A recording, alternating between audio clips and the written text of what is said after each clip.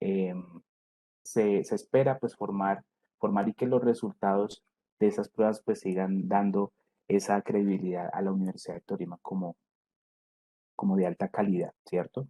Y por una tercera parte, pues sí, efectivamente, si es una conferencia taller, diríamos, es la ejercitación, algunos problemas allí que vamos a desarrollar, vamos a realizar en relación a cómo evaluamos, cómo evidenciamos esas competencias y cómo también evidenciamos sus contenidos y algunas estrategias o técnicas para lograr responder de manera satisfactoria a ello. ¿Listo? Entonces esas son como mis tres partes por las cuales voy a enfocar pues este espacio que nos han generado desde Semillero Investigación Saber Ideal.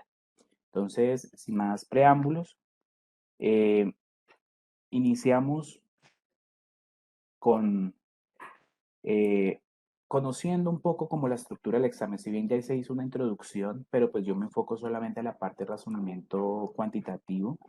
eh, pues hace parte de los módulos genéricos, ¿cierto? Los módulos genéricos, el razonamiento cuantitativo, y allí pues es uno de los 5 módulos genéricos que están expuestos, acompañado de lectura crítica, competencias ciudadanas, comunicación escrita e inglés. ¿Sí? Esos son los componentes. Entonces, en ese sentido, si vamos a mirar la estructura de ese cuadernillo estándar donde evalúa eh, esos 5, diríamos aquí, aunque son 6 porque también involucran el cuestionamiento, el cuestionario socioeconómico, pues sí, se puede evidenciar que la proporción o la cantidad de preguntas que están directamente relacionadas con razonamiento cuantitativo es 35 de 178, aproximadamente el 20% de la prueba en sí, de la prueba en sí. Entonces sí es una alta influencia que habría allí en nuestra valoración, diría, o nuestra calificación de la prueba y que se hace importante pues que le prestemos un poco atención. Esto es de entrenamiento, esto no, quizás con este espacio que vamos a tener de esos minutos no se alcanza a abordar todo, quedan muchas cosas ahí, pero pues como lo decía al inicio, es un abrebocas. Es abrir una ventana a que se pueda evidenciar o se pueda indagar sobre componentes de la parte cuantitativa, que no es conocimientos nuevos, sino ya evaluar algunos o validar algunos conocimientos previos que hemos tenido y que a veces, pues, desde la comprensión lectora, desde la argumentación, desde la interpretación, la formulación y ejecución, pues nos evalúan ese tipo de competencias. Bien, entonces, esa sería esa parte. ¿Qué es lo que es razonamiento cuantitativo como competencia genérica? ¿Sí? Eso tiene pues una, un componente previo y es desde las mismas normas o las mismas bueno, legislaciones o planteamientos externos que, por ejemplo, la UNESCO, esa organización de las Naciones Unidas, la UNESCO, especialmente para la ciencia, la tecnología y la cultura, que es esta entidad, pues enfoca el, el razonamiento cuantitativo a la parte de alfabetización matemática, es decir, cómo a través de estudios se evidencia que aún hay unos niveles muy bajos de alfabetización matemática, ¿sí? Entonces, pues ya en nuestro contexto lo determinamos o lo definimos como razonamiento cuantitativo.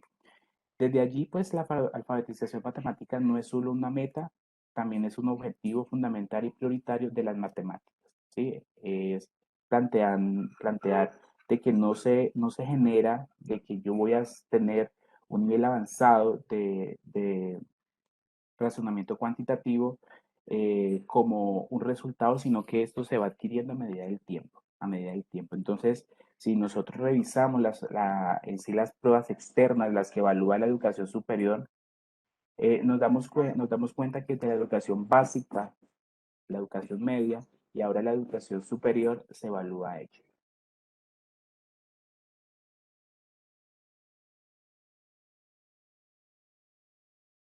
Entonces, en ese sentido, tiene gran importancia como esa transversalidad o esa linealidad que tiene desde la educación básica hasta la educación superior. Y, por supuesto, como ser una competencia genérica, pues está allí expuesta a ser evaluada en cada uno de esos componentes.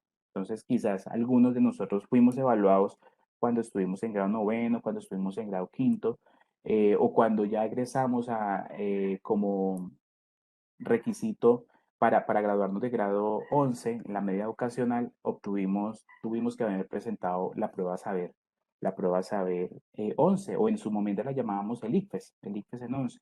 Entonces, de ahí cobra la importancia de cómo se ha ido, lógicamente, durante esos 20 años, pues se ha ido ajustando, se ha ido actualizando qué componentes evalúa la parte cuantitativa. En un momento era matemáticas que evaluaba más la parte memorística, ¿sí? Es decir, allí nos preguntaban contenidos ya propios matemáticos, diríamos desde la parte geométrica, de la parte trigonométrica, de la parte aritmética, algebraica, ¿sí? Pero ya desde hace aproximadamente años ya se enfoca a un enfoque por competencias, ¿sí?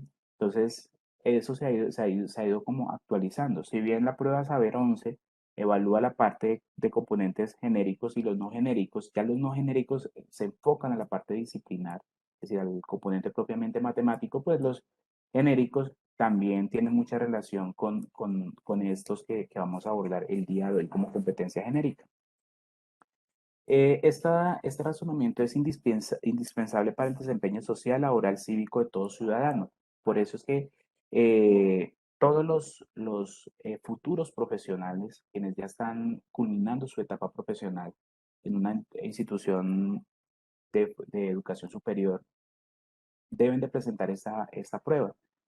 A pesar que su perfil o su orientación profesional haya sido hacia el campo de las humanidades, hacia el campo eh, ya propiamente que no tenga mucha relación con la parte de matemáticas, sin embargo, se hace ese tipo de evaluación, porque como personas, como ciudadanos de un mundo, debemos estar o estamos en el contexto, estamos relacionados con la parte cuantitativa, ¿sí? Desde el uso, la interpretación de operaciones básicas en matemáticas, como también en algunas interpretaciones más avanzadas que quizás profesionales como en el campo de la administración, en el campo de la ciencia de la salud, en el campo de inclusive la ciencia política, pues tienen mayor énfasis esa parte cuantitativa. Por algo se define que es integral y transversal a todos los ciudadanos, ¿sí? Es decir, allí se tiene como un indicador o una medición en cuanto a conocer qué nivel usted como profesional tiene esas competencias cuantitativas. Hay que tener en cuenta que si bien la universidad, dirán ustedes en ese momento, estarán pensando, no, pero es que en la universidad nunca tuvimos un módulo de razonamiento cuantitativo, ¿sí? De pronto lo hablo en carreras que no tengan mucha relación con matemáticas, de las humanidades, las licenciaturas por ejemplo, en artística, la licenciatura en castellano, ¿sí? Que de pronto no, dentro de su campo de acción se enfocan más a la parte humanística y no la parte cuantitativa. Pues de cierta forma, se debe de hacer un proceso de formación, autoformación allí en la parte cuantitativa, porque usted cuando sale al campo laboral, usted va a estar relacionado con el sector social, con el sector económico, usted tiene que entrar al campo laboral, abre una cuenta bancaria, debe saber porcentaje, por ejemplo, que le cobra por hacer una transacción bancaria, cómo usted se da cuenta que efectivamente es legal lo que le están haciendo, y eso se realiza o se consigue a partir de ese fortalecimiento de competencias cuantitativas. Por eso es que a veces hay algunas carreras que tienen un componente cuantitativo o tienen fundamentos en matemáticas o matemática fundamental y dicen, bueno, pero ¿para qué necesito eso? Pues más de eso es como fortalecer más bien esa parte numérica que es transversal a todos. Em, este tipo de competencias son fundamentales para un desempeño adecuado de todo estudiante y ciudadano, como lo mencionaba anteriormente. Y he colocado esta parte que me parece importante, que ya define lo que es en sí el razonamiento cuantitativo como competencia genérica, y es que son ese conjunto de elementos de matemáticas, sean estos conocimientos o competencias que permiten a un ciudadano tomar parte activa e informada en el contexto social, cultural, político, administrativo, económico, educativo y laboral. Es decir, trascienda todos y cada uno de los sectores de la sociedad. Entonces, allí cabe importancia o significancia tener en cuenta pues que esto lo evalúa como para tener un indicador del nivel de apropiación en la parte cuantitativa que tienen los estudiantes.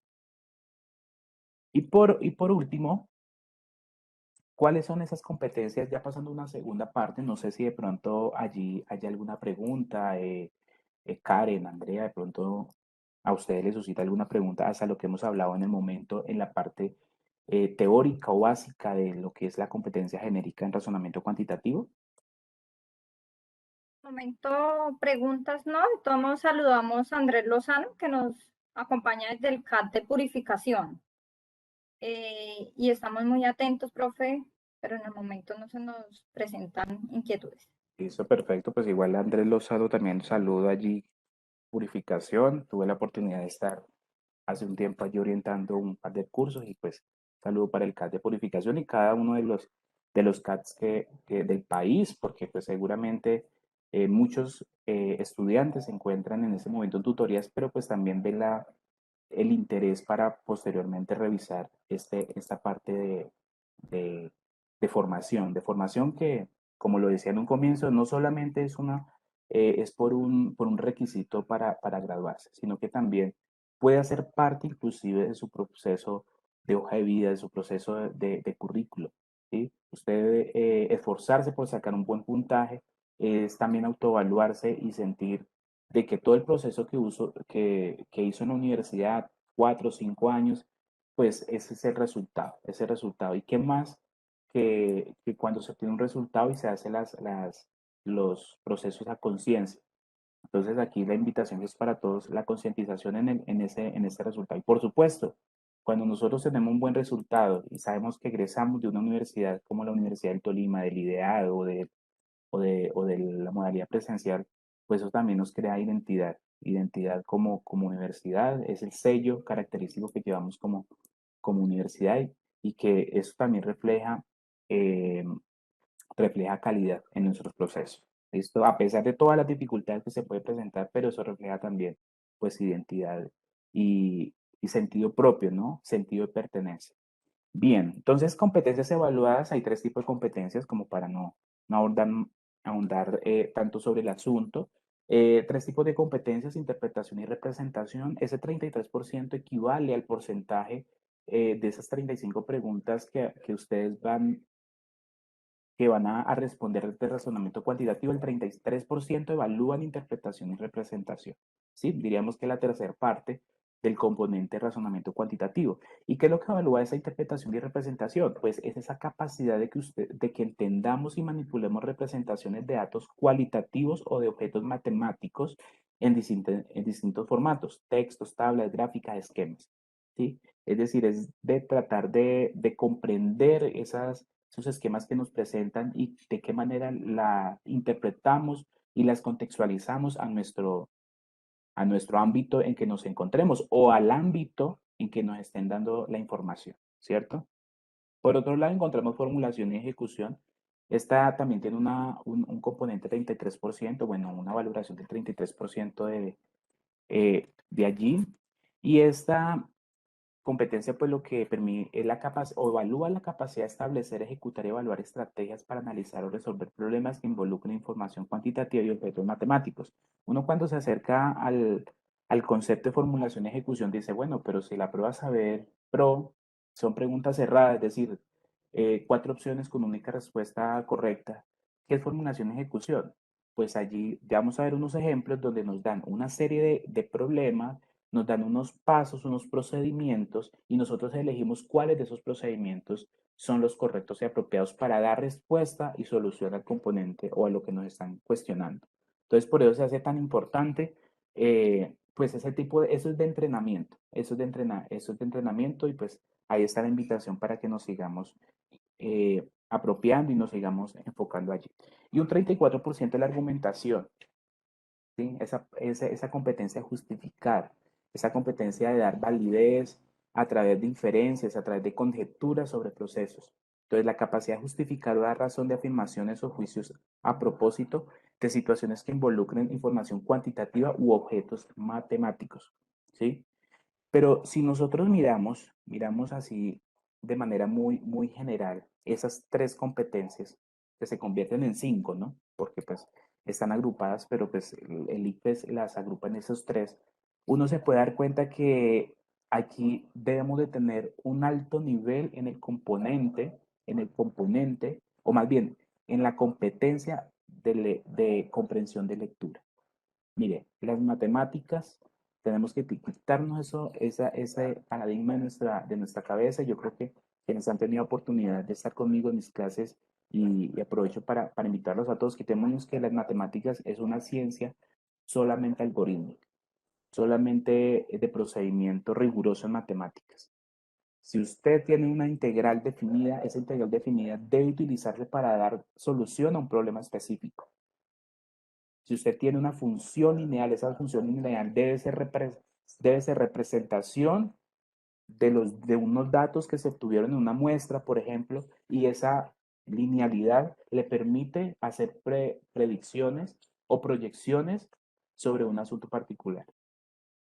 ¿Sí? Si tenemos una expresión algebraica, esa expresión algebraica debe representar un componente, un contexto sobre alguna situación. No olvidemos que el álgebra generaliza todo lo que es el componente matemático aritmético, ¿sí? Entonces, de cierta forma, esto debe ser contextualizado y la contextualización debe ir muy ligada a la parte de comprensión de lectura.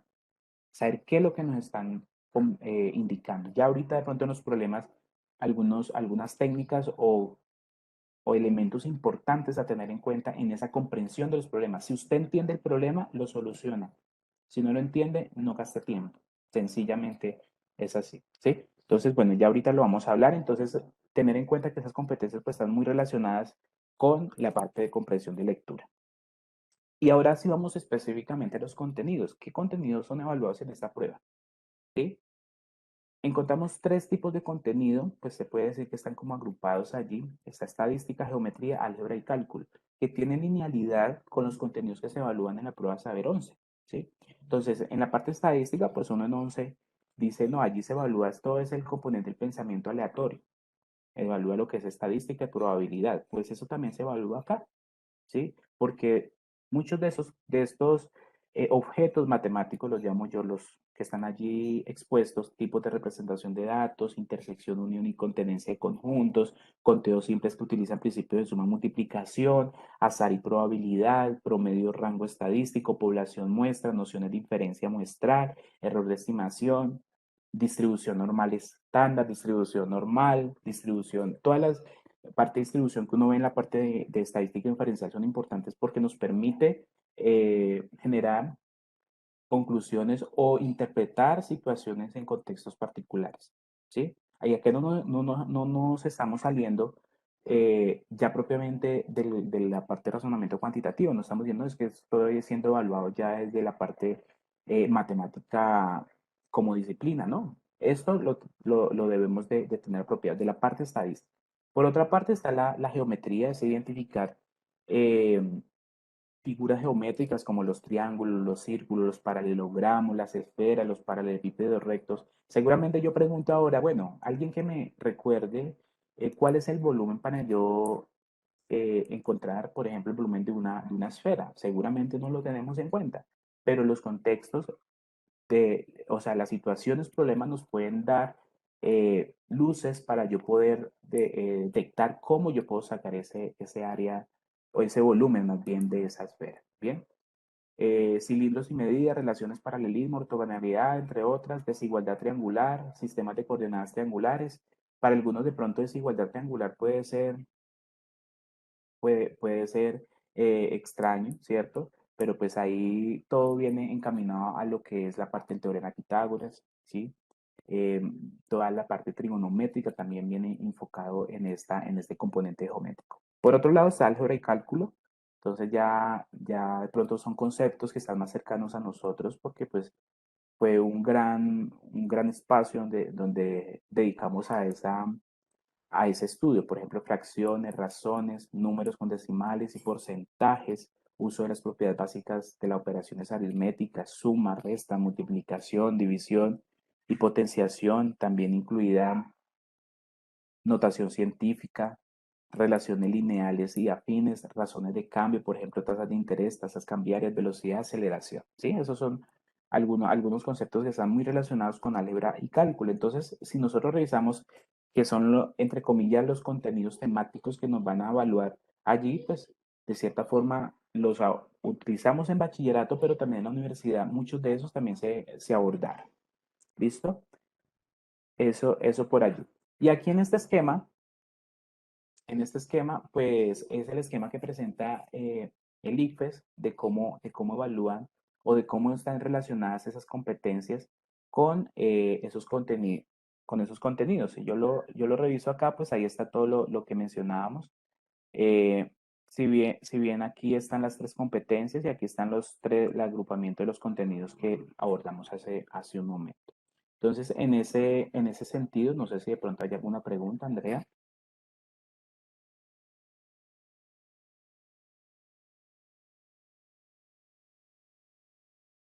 Profe John, no,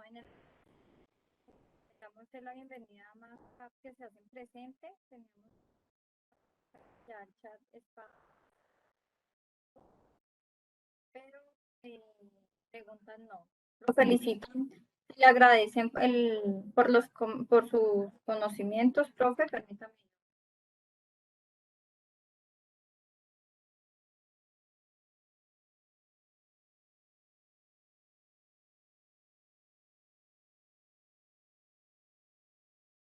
Bien, entonces quiero que quienes estén conectados pues estén muy atentos a lo que vamos a hacer a continuación. Ya la tercera parte, que es como lo más amplio de este espacio, y es lo que corresponde es lo que corresponde a la ejercitación. Lo he llamado ejercitación porque pues de cierta forma es como evaluarnos. Aquí siempre tengo un mensaje que siempre le digo a mis estudiantes y yo creo que a todos los que he compartido. El error, el error debe ser una oportunidad de aprendizaje. Equivoquémonos, pero que esa equivocación nos permita aprender. No busquemos medios de aparentar que estamos bien cuando efectivamente no lo estamos. Entonces, este me ha gustado y por eso pues he estado como muy relacionado con el semillero porque lo que busca es esto, es decir, esos procesos de capacitación que se vienen dando es más que una formación, es que nosotros autoevaluémonos cómo estamos en conocimiento, ¿sí?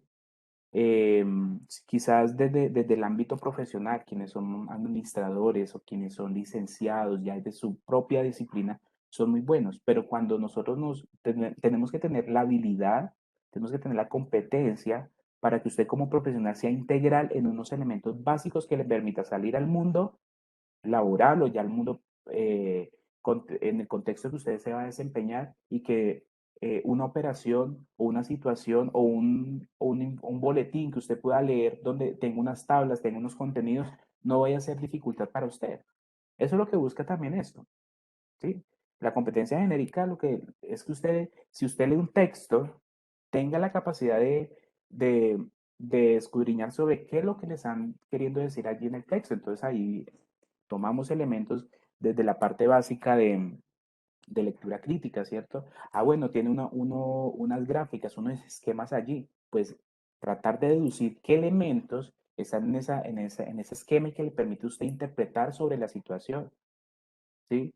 Eh, ahora uno, en todos los campos, bueno, hablemos todos los campos, no, en todos los medios de comunicación, constantemente nos están dando mucha información y esa información viene en datos. Yo le digo maquillado en datos, porque a veces las informaciones son maquilladas, pero ahí es donde usted tiene el componente crítico, el componente ya de análisis analítico para poder determinar si efectivamente está bien o está mal, si efectivamente está bien. Entonces, esta parte de razonamiento cuantitativo nos permite hacer una lectura del contexto, del país, de la región.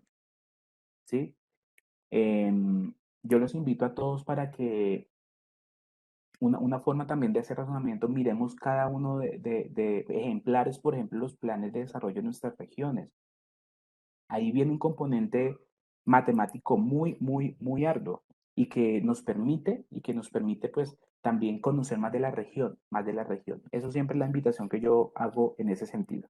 Por ejemplo, tenemos un problema y quiero que nos demos unos 3 minuticos. Yo voy a hacer lectura solamente de la parte textual. Vale la pena decir, mencionar, aunque esto está al final en las referencias, estos problemas no son orientados, no son creados por el profesor John ni por el semillero, estos son documentos liberados del ICFES. Entonces, si nosotros queremos prepararnos para el ICFES, la primera opción es ir al ICFES y mirar qué es lo que nos están dando para formarnos, ¿cierto? Entonces, sí es importante que ya al final les compartiré esas referencias, pero pues tener en cuenta que eso no es creación propia, eso más bien lo hemos tomado como elementos para formar y para formarnos también. Entonces, dice la siguiente información, voy a cargar un poquitico por acá porque creo que no se alcanza a ver muy bien allí. La tabla muestra el total de sismos registrados en el planeta durante la primera década del siglo XXI y la distribución de aquellos con magnitud mayor a 5.0. Aquí nos están dando una información, si bien matemática, pero también histórica, ¿cierto? Y en esta tabla, una tabla de doble entrada, ¿cierto? Donde está en la parte horizontal, en las filas, está correspondiente, o por cada columna más bien están los años, y las filas están la magnitud, ¿cierto? Yo debo saber, por ejemplo, interpretar que en el año 2003 eh, hubo 140 sismos, por ejemplo, entre 6 y 6,9 puntos. Bueno, como se mide allí, ¿cierto? Con magnitud 6 a 6.9 en la escala de Richter. Creo que es la más común porque hay otras escalas también que se mide la magnitud de los sismos. Entonces, debo tener la capacidad de interpretar eso. Por ejemplo, en el año 2010 hubo un sismo de magnitud muy alta, entre 8 y 8.9, ¿sí? Pero hay que tener en cuenta también esa información de ese asterisco que está en esa tabla. Dice, incluye datos del número de sismos con magnitud inferior a 5. Es decir, este total por año que voy a señalar aquí, corresponde no solamente a la suma, por ejemplo, en el 2001, 3.362 sismos hubo, donde también incluían los que estaban por debajo de 5.0 en esa magnitud. Entonces, esos detalles que están ahí expuestos y que, vuelvo a decir, esto no es de memoria, esto no nos pregunta la memoria, no nos evalúa la memoria. Obviamente, pues hay que tener unos elementos básicos operacionales como los componentes que acabamos de mencionar, pero más eso es que abstraigamos allí toda esa información que está y entendamos. Entonces ya tenemos en cuenta que en esa tabla nos están dando los años, nos están dando la cantidad de sismos que tienen entre ciertos rangos. Dice la pregunta, un sismólogo afirma, vamos a ver un poquitico que cambia allí, dice, un sismólogo afirma que en cualquier año era más probable que hubiese sismos de baja que de alta magnitud, ¿sí? Según el registro histórico, la relación que justifica la opinión del sismólogo es la relación. Cuando me hablan de relación me están diciendo dos cosas, ¿cierto? Dos conjuntos, dos elementos, dos magnitudes. O sea, la relación entre dos cosas. Entonces, cuando ya tomo por sentado esta palabra relación, pues entonces voy a mirar las respuestas. A mayor magnitud, mayor cantidad de sismos. Solamente hagamos una lectura rápida de las opciones. B, a mayor magnitud, menor cantidad de sismos. C, a mayor cantidad de sismos, menor cantidad de estos. Y D, a mayor cantidad de sismos, mayor magnitud de estos. Entonces, un minutico como para que pensemos eh, esa relación que justifica la opinión del sismólogo. ¿Cuál de esas cuatro opciones es?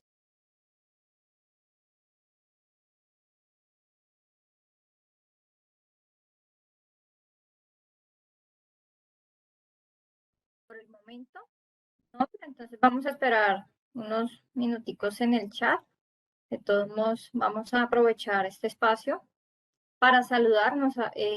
Están presentes desde el CAT Medellín, Yulisa Gómez, Elizabeth Guevara, desde el CAT Ibagué, Janet Galindo. Ella le agradece, dice, buenas noches a todos, gracias maestro John por compartir tus saberes. Shirley Lorena Vega, desde el CAT de Ibagué. Ya sigue Arles Cristian, pues dice sin preguntas, pues ya esperemos un momentico, profe, que nos empiezan a contestar los asistentes. Cat Barranquilla también está presente, Adolfo de las Salas.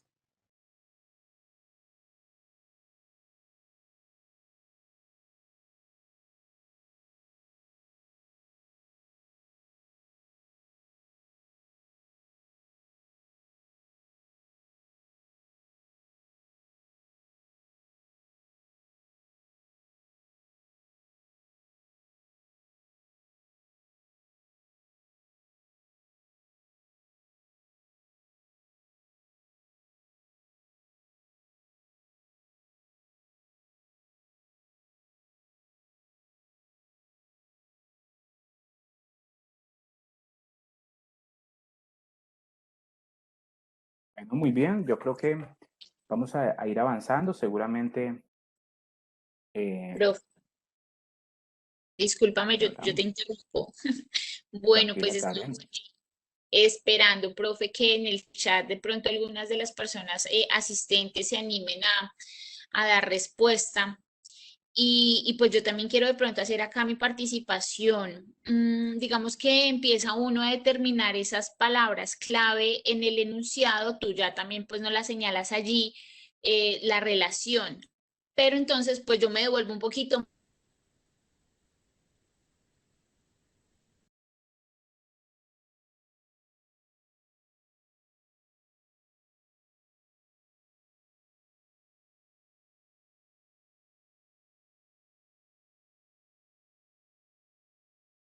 Creo que Karen tiene dificultades con la red.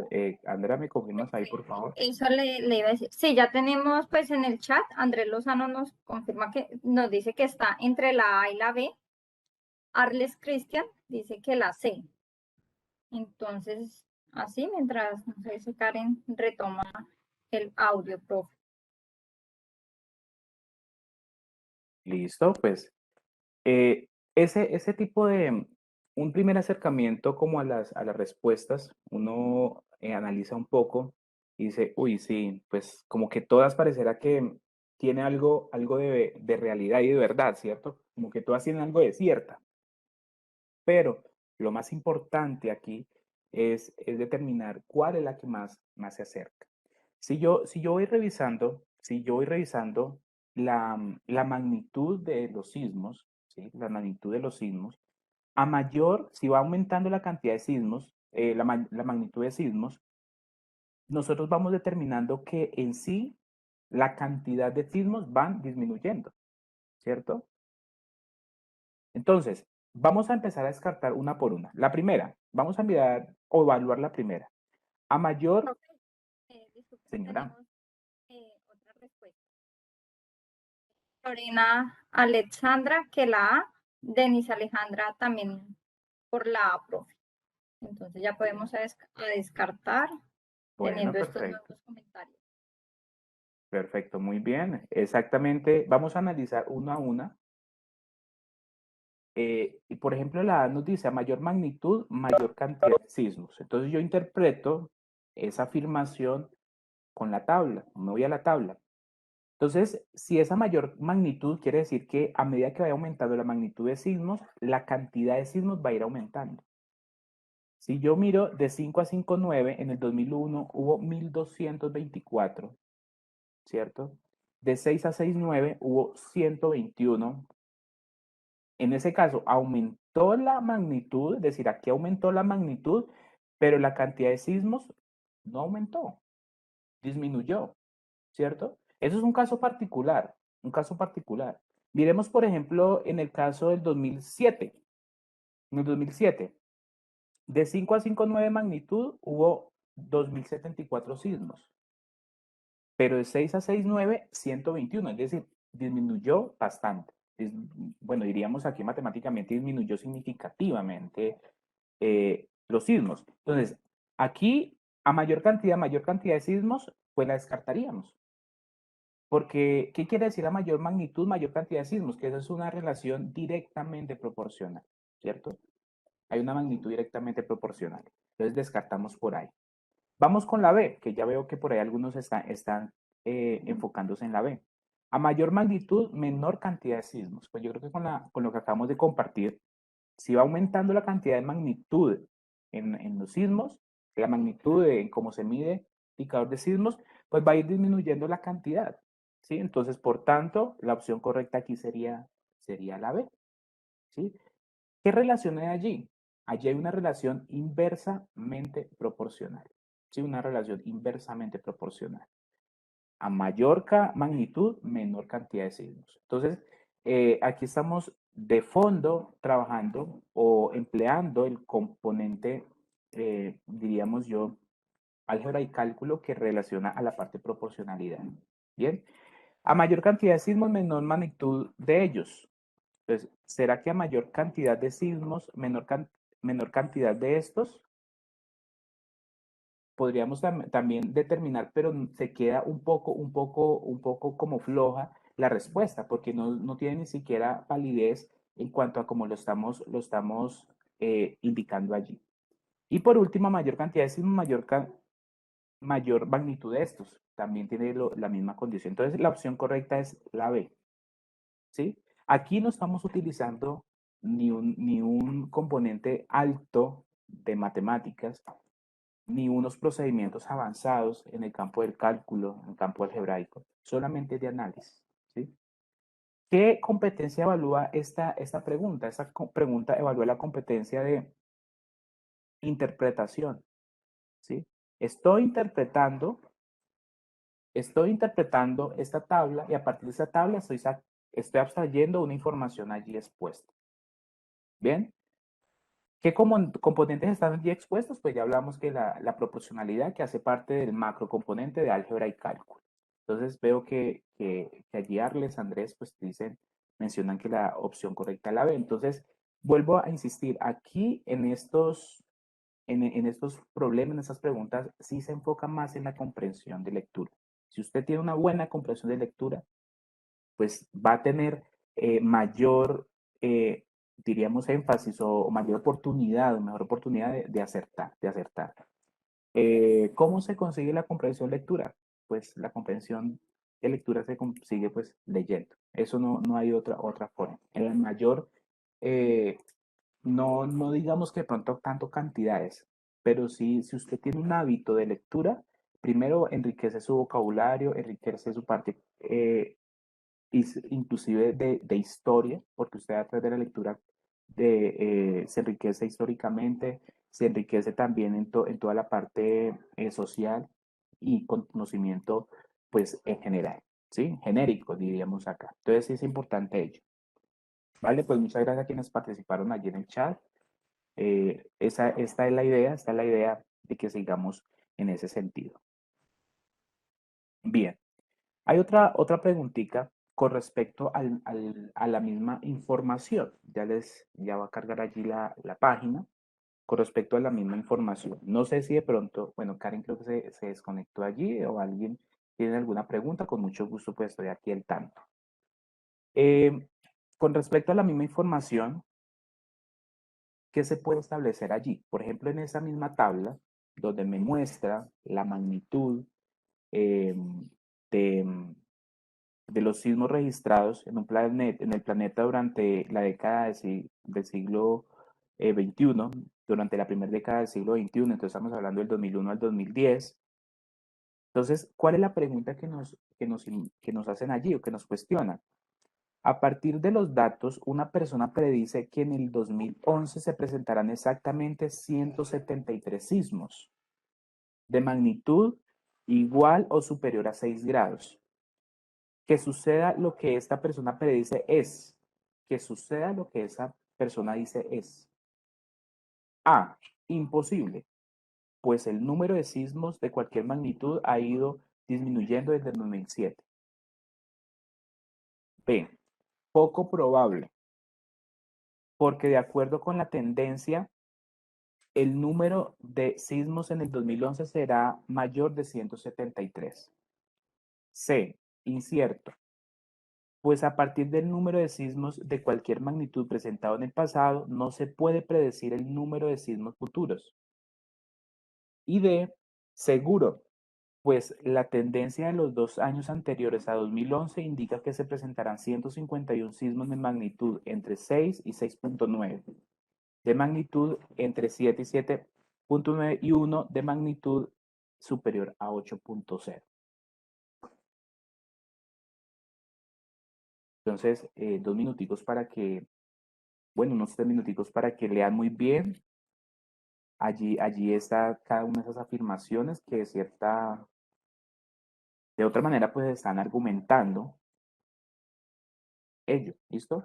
No necesariamente yo tengo que saber qué es imposible, qué es poco probable, qué es incierto, qué es seguro, porque ahí me están definiendo esto.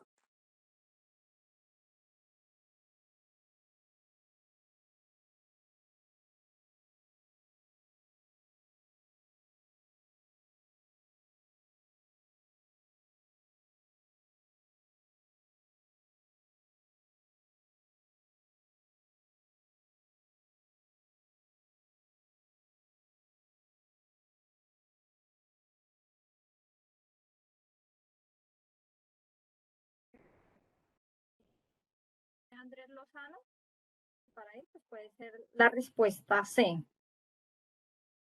Esperemos un momentito más, pero ya tenemos entonces respuestas.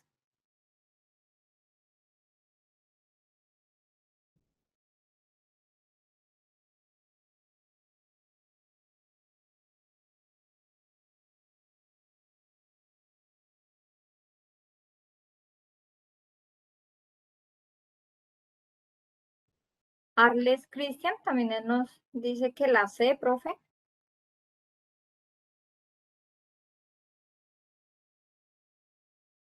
Bien. Aquí más que hacer un análisis por cada una de las opciones, ahí ya nos dan dos opciones, dos posibilidades que coinciden con la opción C. Si nosotros miramos la información que nos están dando para determinar si es imposible, poco probable, incierto o seguro, pues debo de tener muy en cuenta qué es lo que nos están diciendo en esa información. Lo leo pausadamente allí. Dice, a partir de los datos, una persona predice. Entonces aquí hay unas palabras que predecir, es decir, que previamente se puede determinar con exactitud que va a pasar algo. Predecir. Entonces, ahí está el valor también de la palabra predecir. Y ya yo lo puedo relacionar con un componente matemático que es el componente estadístico, especialmente probabilístico, ¿sí? La probabilidad, la incertidumbre, ¿cierto? Yo cuando voy a predecir una situación es porque hay un patrón, hay un modelo establecido ya. Bien, entonces, una persona predice que en el 2011 se presentarán exactamente 173 sismos de magnitud igual o superior a 6.0 grados. Que suceda lo que esta persona predice es, ¿sí? Si yo voy y reviso los sismos, perdón, con magnitud igual o superior a 6 grados, con igual o superior a 6 grados, me doy cuenta que han sido muy cambiantes, ¿cierto? Por ejemplo, entre 6 y 6.9, vamos a analizar solamente ese rango o ese intervalo. Entonces, en el 2001 fue 121, en el 2002 fue 127, en el 2003 fue 140, en el 2004 141. Ahí pareciera que fuera teniendo como una linealidad, ¿no? En el 2005 disminuyó a 140, en el 2006 aumentó a 142, 2007 a 121, es decir, aumentó y disminuyó, es decir, no hay o sea, hay una variabilidad allí entre eso, que yo lo podría decir que hay una dispersión también entre esos datos obtenidos. Entonces, de manera concreta no es posible determinar esa predicción, porque puede ser que en el 2011 pueda hasta ser 151 o pueda ser mayor o pueda ser menor. ¿Listo? Entonces, aquí ya descartamos poco probable y descartamos seguro, porque no nos permite ya establecer que sean esas. No hay un patrón, no hay un modelo. Yo sí ingreso esos datos, hagámoslo ya que estuviéramos haciendo un análisis riguroso, no en una prueba a saber, pero que tienen ustedes 3 minutos máximos para responder. Pero, por ejemplo, si vamos ya a la parte rigurosa, que analicemos el problema con un software, ingresamos esos datos a un software, el software le puede generar una función lineal o una regresión lineal que le permita determinar de pronto la linealidad de esos datos. Pero, pero pues a modo de primera vista, pues esto es incierto. ¿Sí? Eso es incierto. ¿Sí? Esto es incierto. Por tanto, la respuesta correcta efectivamente es la C. Incierto. ¿Qué es imposible? ¿Por qué no puede ser imposible? Dice, pues el número de sismos de cualquier magnitud ha ido disminuyendo desde 2007. Uno podría decir, es imposible, pero mire que el argumento imposible no me da, o sea, no es coherente con la información que tengo en la tabla, ¿sí? No es coherente con la información que tengo en la tabla. Mientras que incierto dice que pues a partir del número de sismos de cualquier magnitud presentado en el pasado no se puede predecir el número de sismos futuros, ¿sí? Es decir, no hay un patrón que yo pueda determinar cuántos sismos va a haber en el siguiente año. Entonces, muy bien, allí veo a Denis, a Arles, a Andrés, que contestan que la sé, efectivamente. ¿Qué componente aquí de base hay? Miren, nosotros en el anterior, que era con la misma información de la tabla, hablábamos de proporcionalidad, de magnitudes directas o inversamente proporcionales, de álgebra y cálculo. Pero mire que con la misma información del problema, ya estamos abordando el componente estadístico, enfatizado a la parte de probabilidad, ¿sí? Al valor de la incertidumbre. ¿Ok? Listo, no sé si de pronto hay alguna pregunta hasta ahí. Entonces la opción correcta es la C. Sí, profe, no, lo que tenemos no es preguntas, sino respuestas, ¿sí? Pues ya como se lo decía, está Arles, Denis, Andrés, que dijeron que la respuesta es la C. Y pues en vista de lo que usted nos comparte, pues es real lo que nos comentaba hace un momento. Es como más como su nombre lo dice, de la misma prueba, el razonamiento a lo que vamos a contestar o vamos a seleccionar en el momento en que estemos presentando dicha prueba. Analizarla bien para poder así obtener un buen resultado. Listo, muy bien, gracias. Allí por tus comentarios. Vamos a mirar un tercer punto que vuelve con la misma tabla, ¿cierto? Es decir, siempre es muy común que en la pruebas, que en este tipo de pruebas, con una información le puedan hacer varias preguntas evaluando, validando diferentes competencias y también diferentes componentes o diferentes contenidos. Con la misma información, no vale la pena volver a mencionarla. Hay otra pregunta, dice, ¿cuál de los siguientes cocientes permite estimar la cantidad de sismos mensuales? ¿Cuál de los siguientes cocientes? Entonces, cocientes, caramba. Cuando me hablan de cocientes, para nadie es extraño que me están refiriendo al concepto de división real, podríamos decir división de números reales. Entonces, para esta pregunta hay 4 opciones de respuesta. ¿Cuáles cocientes? Total de sismos sobre meses del año, total de sismos por año sobre meses del año, total de sismos por año sobre días del año y total de sismos sobre su magnitud. Entonces, no olvidemos comprender bien la pregunta. ¿Cuál de los siguientes cocientes permite estimar la cantidad de sismos mensuales. La cantidad de sismos mensuales. Entonces, respuestas ahí y un momento como para revisar cuáles serían las propuestas de respuestas, quienes están en el chat.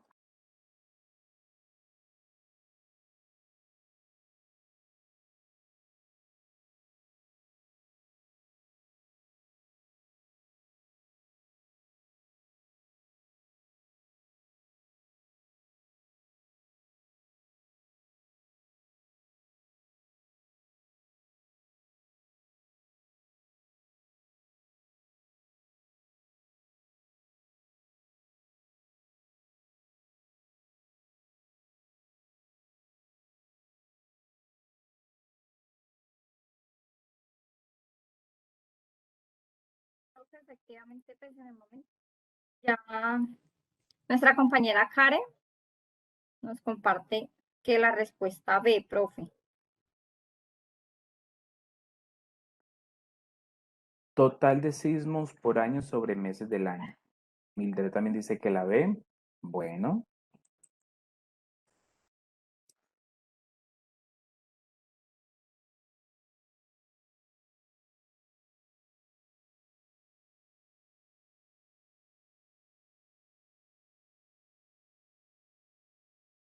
muy bien.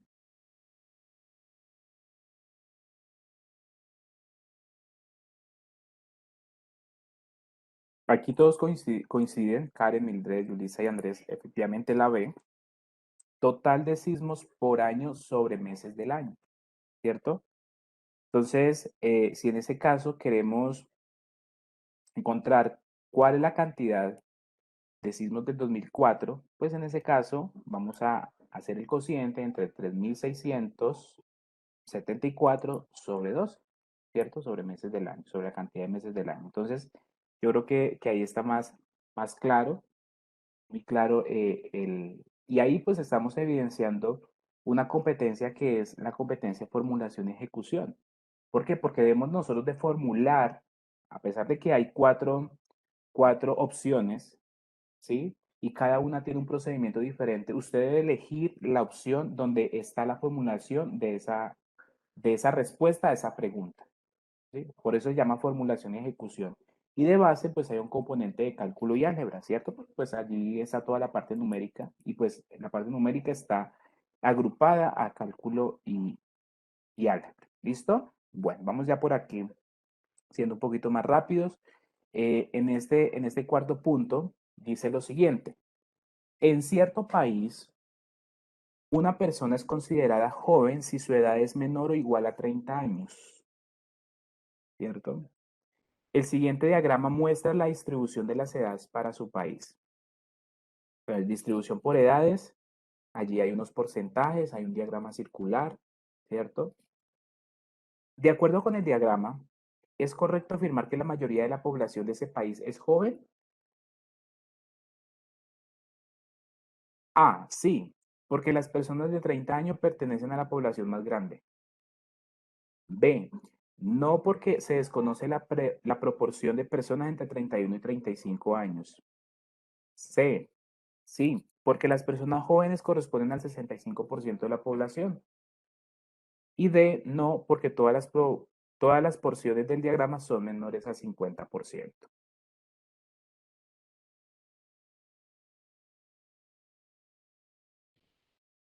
¿Listo? No sé si damos unos minuticos para que revisemos, leamos muy bien, interpretemos ese esquema o más bien ese diagrama circular.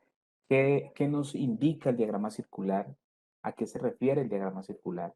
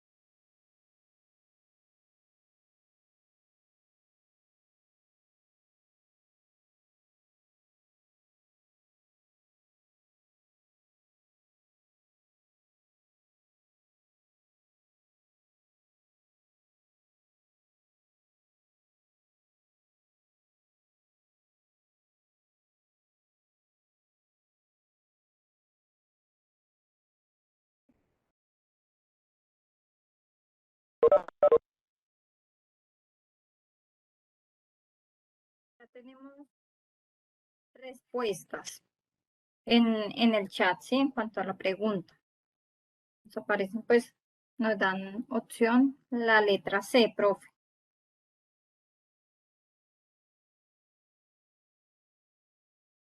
Bien, la C, vamos con este problema quiero hacer énfasis en dos aspectos. Primero, pues sí, es mirar las respuestas, hacer el análisis de las respuestas, pero quiero enfocarme es en el esquema, en el diagrama circular. ¿Sí? Es comprender allí ese diagrama circular, qué información nos están dando, qué interpretación le estamos colocando a cada uno de los componentes. Hay una variedad, diría yo, de sombra o de color, ¿sí? Ese color, ¿qué me quiere decir? Esos detalles que a veces uno pensaría que son muy mínimos, se deben de tener muy en cuenta en el análisis, en la interpretación. Por ejemplo, hablemos de la sombra, de la más sombreada, que es el 20%. El 20% son las personas que tienen entre 0 y 20 años, ¿cierto? 45% quienes tienen entre 21 y 35 años. Y 35% quienes tienen entre 36 y 99 años. ¿Sí? Entonces, en esa distribución de edades para ese país, pues vamos a analizar cada una de las respuestas. De acuerdo con el diagrama, es correcto afirmar que la mayoría de la población de este país es joven. Entonces, sí, porque las personas de 30 años pertenecen a la proporción más grande. Entonces, si yo reviso, las personas de 30 años, pues son el 45%, ¿sí? Pero eso no me garantiza que efectivamente las personas de 30, que todas las personas o la mayoría tengan 30 años, porque mire el rango, está entre 21 y 35. Entonces pueden haber muchas personas entre 21 y 28 años, por ejemplo, y muy pocas entre 28 y 35. Igual aquí no es variado, aquí es muy variado, es muy dispersa, a pesar de que es un rango, o más bien un intervalo no tan amplio entre 21 y 35, pero allí están expuestos todos los datos, y pues de cierta forma no se puede generar una conclusión allí, ¿sí? Ya si tenemos los datos precisos y hacemos un análisis, de pronto con análisis de tabla, eh, de moda, y bueno, mire que acá van inmersos muchos conceptos estadísticos, media, moda, mediana, ¿cierto? Medidas de tendencia central, medidas de localización, algunos lo llaman. Entonces, si de pronto la moda fuera 30, ahí sí estaríamos estableciendo esa opción A. Entonces descartamos la A porque pues no es posible hacerlo allí. La B, señora. Yulisa Gómez nos dice que la B, profe. Y Lorena Alexandra nos dice que la D. Veo por allí también, creo que Zuleni Rubiano, creo que del CAT de Río Blanco también, un saludo cordial allí. Me llama altamente la atención que estén participando pues, de esas conferencias, no solamente esta, teniendo en cuenta que van a ser los lunes y los miércoles cada una de esas capacitaciones, ¿cierto? Y más para personas, estudiantes que no son de la parte central, diríamos, de Ibagué o de las zonas de ciudades capitales, pues importante que sigan en este proceso. Muy bien, allí veo una buena variedad de respuestas. Ya descartamos la A porque la A no es. La B, no, porque se desconoce la proporción de personas entre 31 y 35 años, ¿cierto? Entonces, miremos que efectivamente esa tiene mucha relevancia, porque nosotros no conocemos cuántas personas hay entre 31 y 35 años. Entonces, para poder determinar que no olvidemos la información que nos están dando arriba. Una persona es considerada joven si su edad es menor o igual a 30 años. Si es menor o igual a 30 años, ¿cierto? Si es menor o igual a 30 años es considerada joven. Ahí No es posible, no es posible, porque no sabemos cuántos hay de 31 a 35. ¿Qué tal que de 31 a 35 esté la mayor cantidad de personas? ¿Sí? Porque es que el rango, si bien va de 21 a 35, pero pues pueden haber muchos datos o la mitad más uno o la mayor proporción de datos pueden estar entre 31 y 35. A pesar de que esté entre 21 y 30, porque aquí estamos tomando ese porcentaje. ¿Sí? Por eso es que ya en la parte estadística es tan importante cuando nosotros hacemos análisis de variabilidad, por ejemplo, la desviación típica, la varianza, que son indicadores que nos permiten mirar a partir de la media aritmética, qué tan alejado o tan cercano se encuentran esos datos respecto a la media. Así solamente con porcentajes, pues no es tan factible o no es tan prudente hacer afirmaciones. Entonces, la segunda podría ser, pero analicemos las otras dos. Sí, porque las personas jóvenes corresponden al 65% de la población. Las personas jóvenes corresponden al 65% de la población. ¿Sí? Ahí están tomando el 45 y el 20%, ¿cierto? Entre 0 y 35 años. Pero volvemos a lo mismo. No sabemos cuántas personas hay entre 30 y 35. ¿Qué tal que entre 30 y 35 esté el mayor porcentaje, esté el 60% de ese 65%? Entonces, cuando nosotros detectamos que no se cumple para un caso, pues ahí se nos cae toda conjetura, toda afirmación. No porque todas las personas Perdón, no porque todas las porciones del diagrama son menores del 50%. Entonces, no tiene ninguna injerencia ni coherencia allí con lo que nos están diciendo. Entonces, por tanto, la opción correcta sí es la que más se acerca al contexto del problema y la que resume o resalta, por así decirlo, lo que nos están preguntando. No sé si hayan alguna pregunta hasta allí.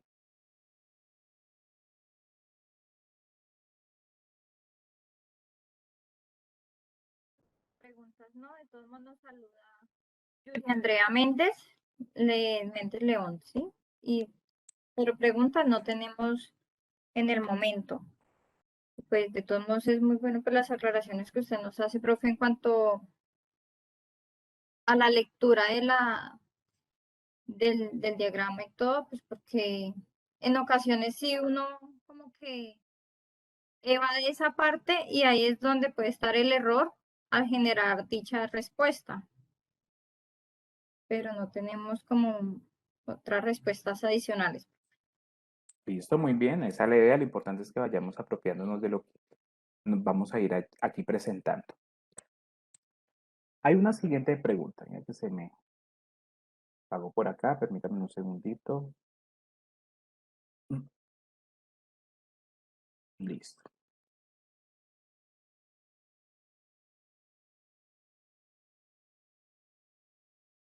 Bien. Una quinta pregunta.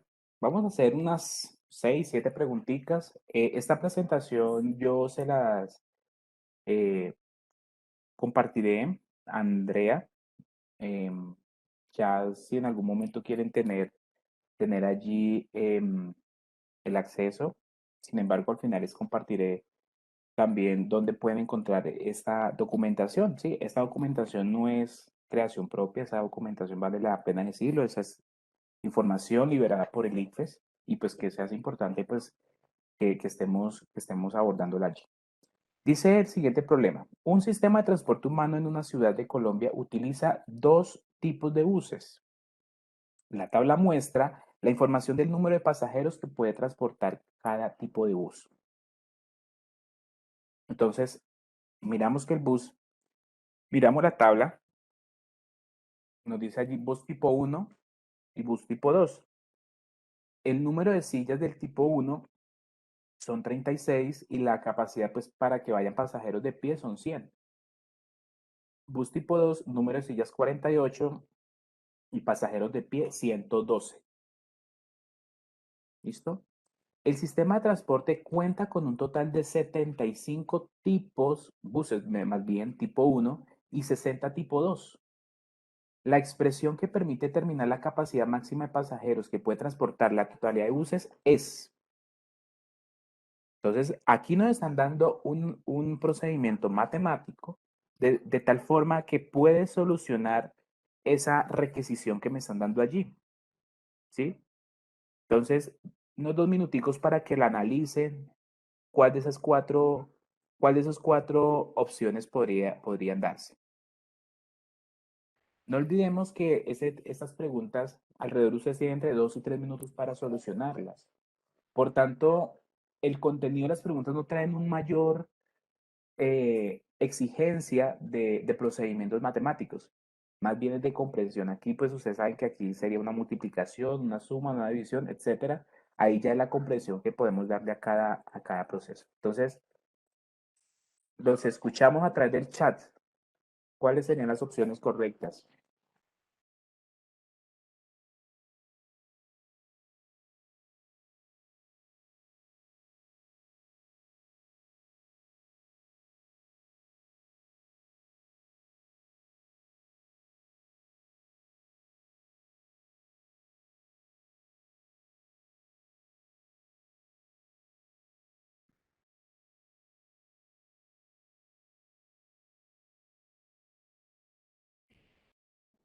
Respuesta.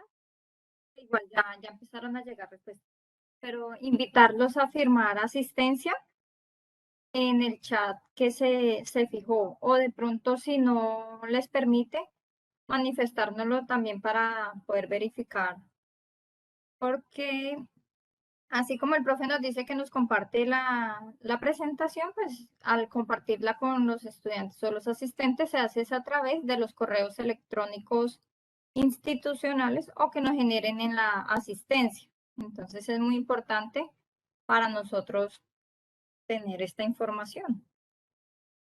Profe, tenemos ya respuesta. Karen Montoya, nuestra compañera, nos dice por la letra C. Yulisa Gómez Corrales también por la C. Lorena Alexandra Rojas Acero. Arles Cristian Falla Rodríguez y Yuri Andrea Méndez León.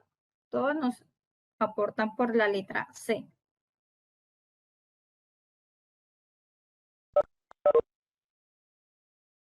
Listo. Veo allí creo que es la D, ¿no? Que están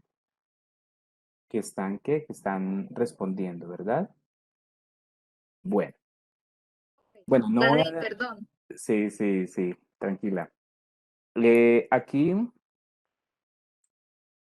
efectivamente, para concretar el problema, la respuesta, la respuesta correcta es la D. La D. Cuando nosotros miramos qué es lo que nos están preguntando, ¿sí? Pues efectivamente sabemos que debemos de generar en la capacidad de cada bus, ¿cierto? La capacidad de cada bus. El número de sillas son 36 y los pasajeros son 100. Por tanto, la capacidad de transporte que lleva el bus de pasajeros son 136, es decir, hay una suma.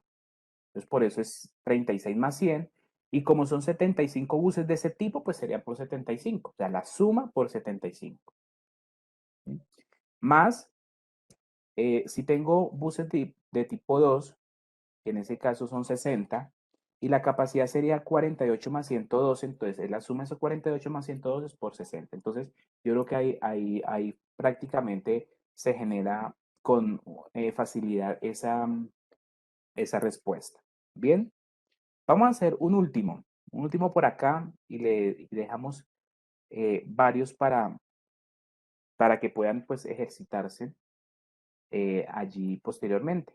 Quizás no se alcance a ver muy bien acá, voy a ampliar un poco, especialmente la gráfica, ¿cierto? Bueno, esperemos un momentico que aquí se actualice. En el 2013, el presupuesto de inversión en el sector de salud del país fue de 3,65 billones de pesos, de los cuales a mayo del mismo año se habían ejecutado 1,66 billones.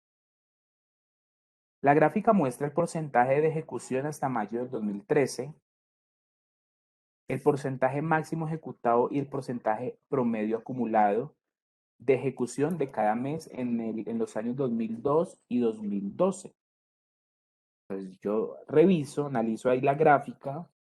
Hay una gráfica con 3 elementos importantes. que es la ejecución del 2013. Si ustedes se dan cuenta, la ejecución del 2013 va hasta el mayo, pues porque la información está siendo tomada hasta el mes de mayo, ¿sí? Esas barras blancas que están allí corresponden a esos valores hasta el mes de mayo. El promedio, se dan cuenta que el promedio está con las barras de color negro y la raya que está punteada es el máximo entre 2002 y 2012, ¿sí? Máximo promedio allí determinado. Entonces, al ya comprender qué es lo que me está mostrando esa gráfica, qué es lo que nos está mostrando, entonces vamos a mirar la pregunta. Dice por acá, en la gráfica, bueno, mientras allí actualiza rápidamente, lo que dice. En la gráfica, el porcentaje acumulado de ejecución en un mes del 2013 nunca es menor que el del mes inmediatamente anterior. Esto se debe a.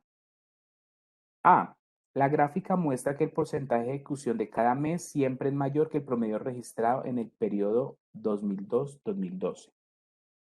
El porcentaje de ejecución de cada mes del 2013 es siempre mayor que el máximo registrado en ese mes. C. Al porcentaje del mes anterior se le adiciona el porcentaje del presupuesto ejecutado en el mes correspondiente. Y D. El porcentaje de ejecución de un determinado mes siempre es mayor que el mes anterior. Entonces voy a colocar nuevamente aquí a ver si se alcanza a ver al menos la gráfica y la información, ¿cierto? Así. Para que por favor, unos 2, 3 minuticos para que lo respondamos. Ahí al chat.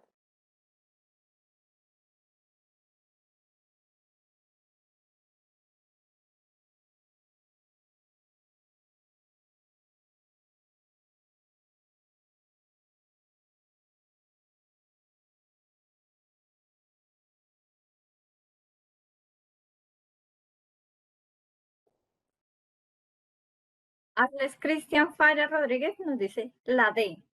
¿Sabes si ya verifiqué dice la D, profe? No, como estaba leyendo hace un momento. Listo.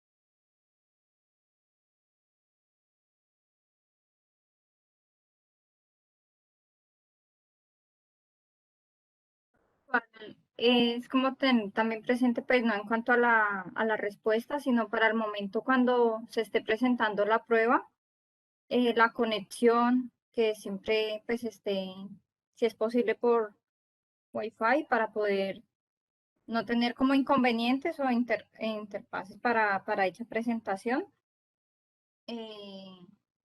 Como ser un lugar como muy tranquilo, como alejado pues de tanto ruido o algo que pueda interferir, que es como muchas de las condiciones que tiene también el ITFES para esta presentación.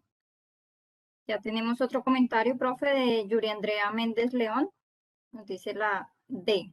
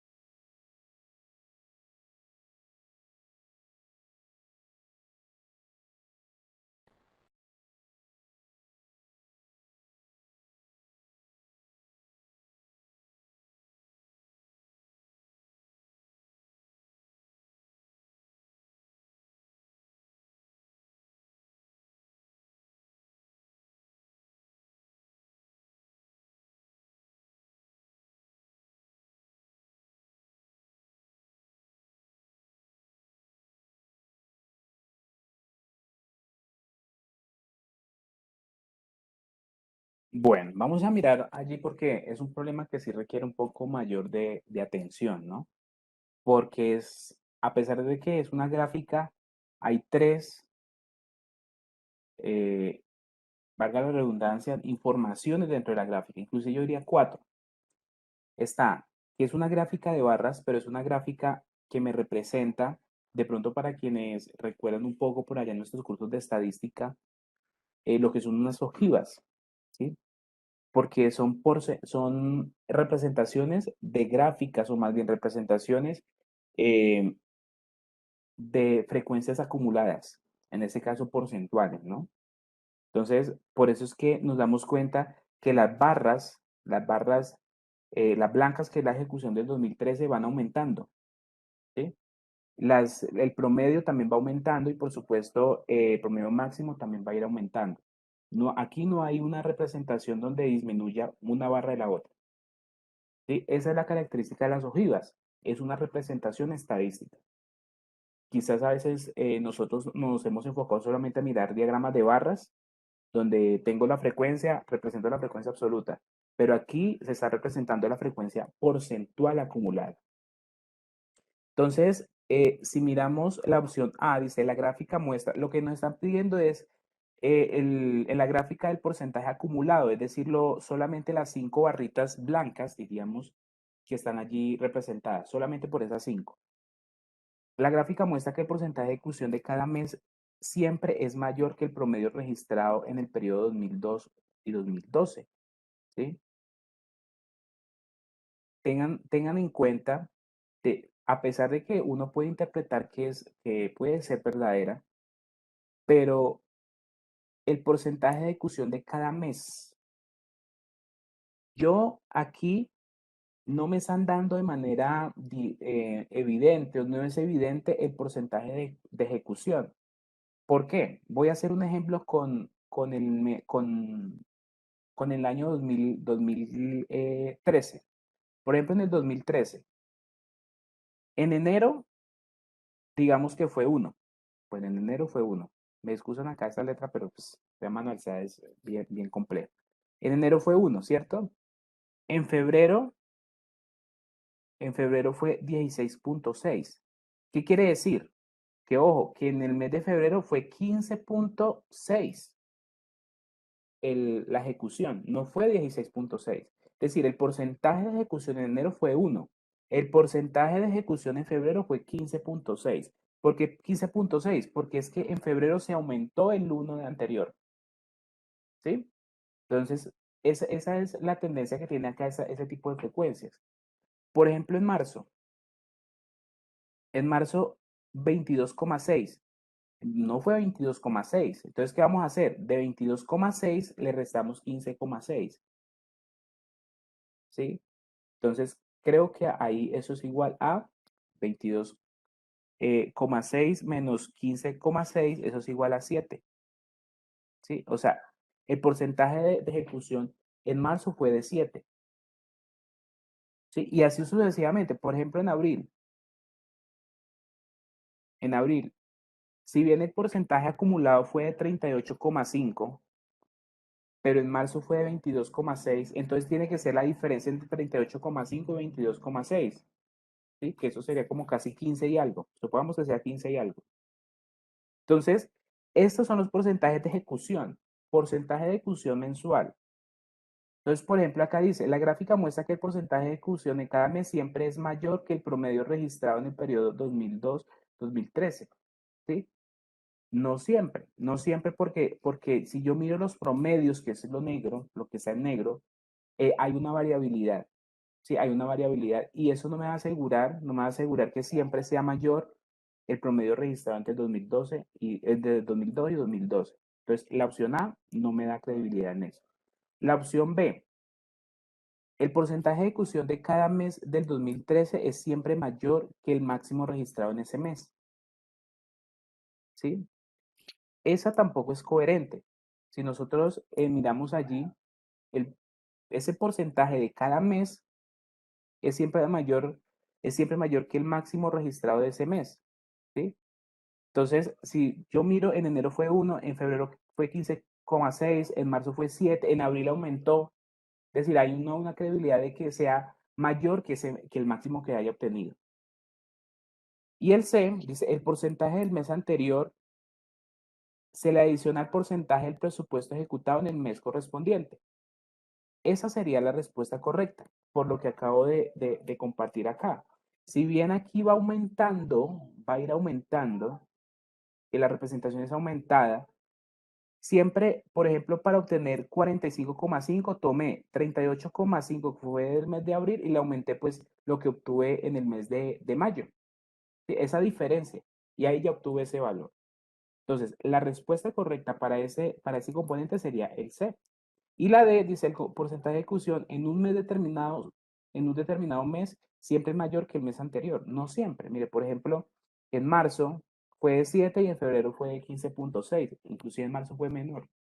Entonces, como para ir ya concretando esta parte, sí es muy importante esa parte de interpretación. Sí se requieren, por supuesto, yo no voy a alejarme que solamente sea comprensión de lectura, pero sí se requiere un componente básico en lo que allí evalúan.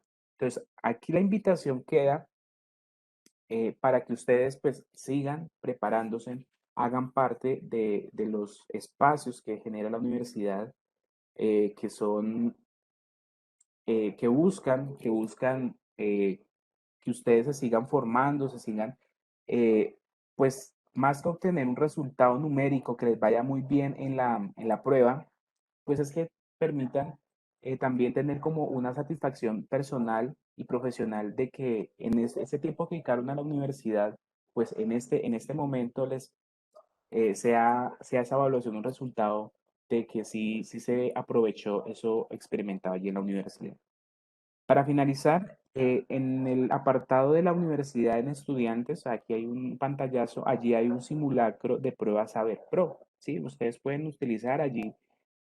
También encontré información muy importante, razonamiento cuantitativo, que ustedes pueden hacer consulta. Está en el apartado donde ustedes ingresan a estudiantes, allí en la página institucional, y abajo donde dice participe, simulacro, preguntas Saber Pro. No es tanto un simulacro donde se haga evaluar, sino que está todo el componente de preguntas, varias preguntas que se abordan allí y que puede ser de insumo y ayuda para ustedes. Y pues aquí hay unas referencias muy básicas de donde hemos tomado eh, algunos contenidos para desarrollar esa capacitación. Entonces, pues en este momento voy cerrando. Muchas, muchas gracias a ustedes, al Semillero Investigación Saber Idear, pues por estos espacios que se generan en pro de seguir fortaleciendo nuestra calidad académica de la Universidad del Tolima, del Instituto de Educación a Distancia.